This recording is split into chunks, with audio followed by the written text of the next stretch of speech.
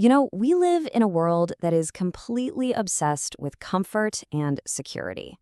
But in this explainer, we're going to dig into a really powerful, kind of counterintuitive idea. What if a truly meaningful life is actually supposed to be difficult? So let's just start with that one big question.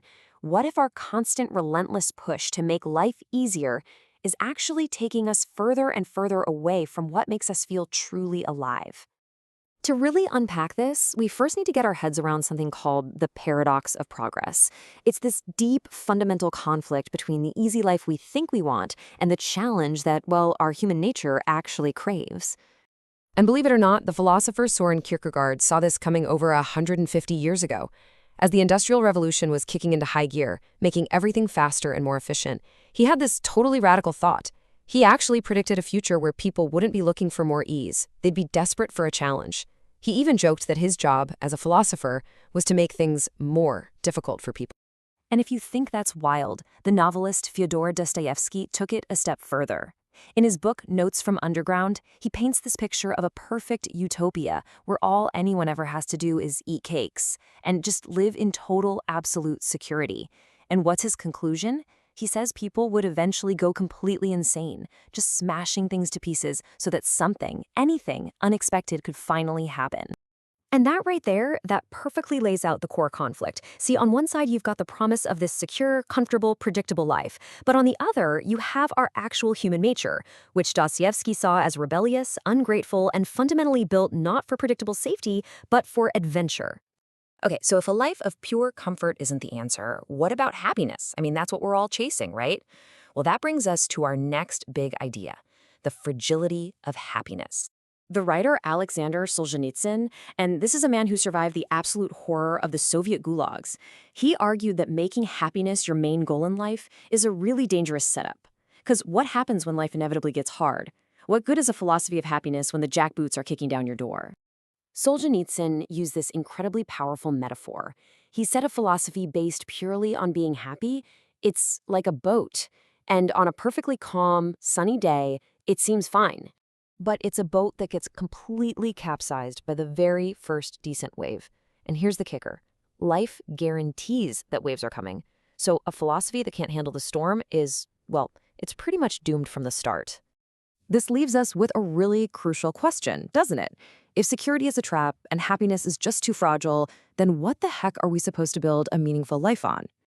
And that brings us to the central idea of this whole explainer, the architecture of adventure.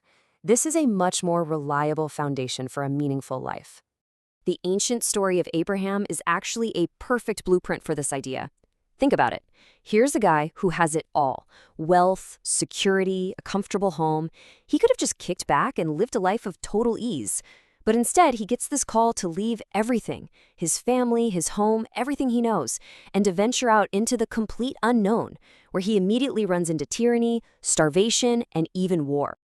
And this, right here, is the most important point. The promise of adventure isn't that you'll be protected from suffering. That's just impossible.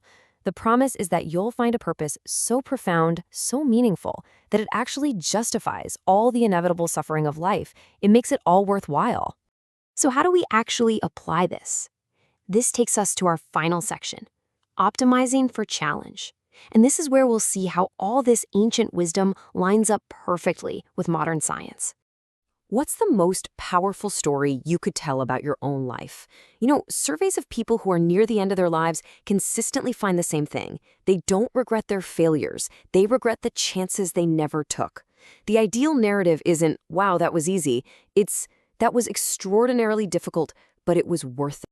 And what's really cool is that neuroscience actually backs this whole idea up. Our brains aren't wired for total safety, and they're not wired for total chaos either. See, too much order, total predictability, and we just stagnate. We get bored out of our minds. But too much chaos, and we're just overwhelmed by anxiety and catastrophe. The sweet spot, that place where we feel most alive and completely engaged, is right on that razor's edge between chaos and order. The best way to think about it is like surfing. You are literally dancing on the edge of this powerful, chaotic wave that could crush you at any moment. And yet, that's the edge where life feels the most meaningful. We even know this intuitively as parents, don't we? A good parent's job isn't to create this perfect bubble of security that lasts forever. At some point, their role has to shift, from pure protection to providing their kids with responsibility and appropriate challenges. Their real job is to teach their kids how to dance on that edge for themselves. And that brings us right back around to the ultimate takeaway here. A worthwhile life is absolutely inseparable from its difficulty. The best story any of us can tell about ourselves is one where we faced immense challenges and found them to be completely worth the struggle. So, I'll leave you with this question to chew on. If the real goal of life isn't about finding ease, but about finding a journey that's justified by a great adventure, what adventure will you choose?